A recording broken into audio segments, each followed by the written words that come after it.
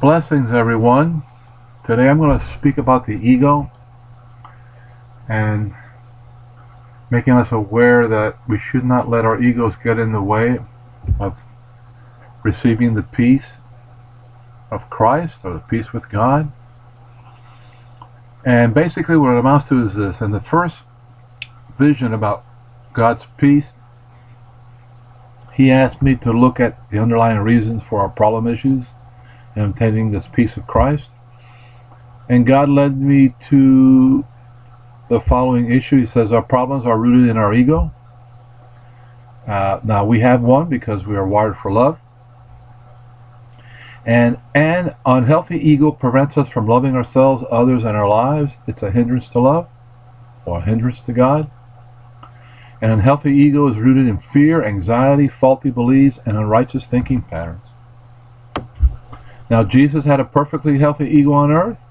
Despite being sorely tested, He remained invincible, for He retained unconditional love even for His enemies at the cross. When He asked the Father to forgive them, for they do not know what they're doing.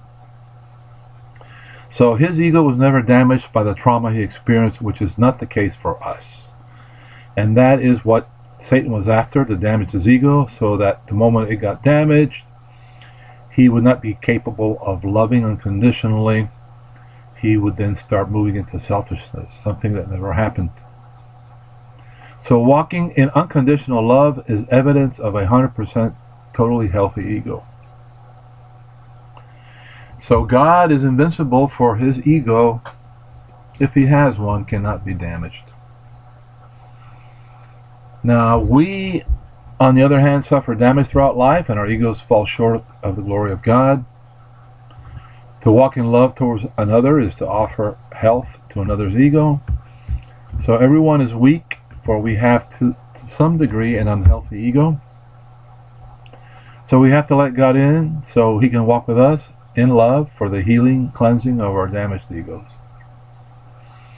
A healthy ego is essential for happiness, fulfillment, and endurance. With a healthy ego, it is easier to navigate life with a solid sense of who we are in Christ.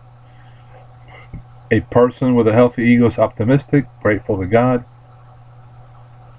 Also, this person practices acceptance, compassion, cooperation, acts with integrity, and can give and receive love and appreciation.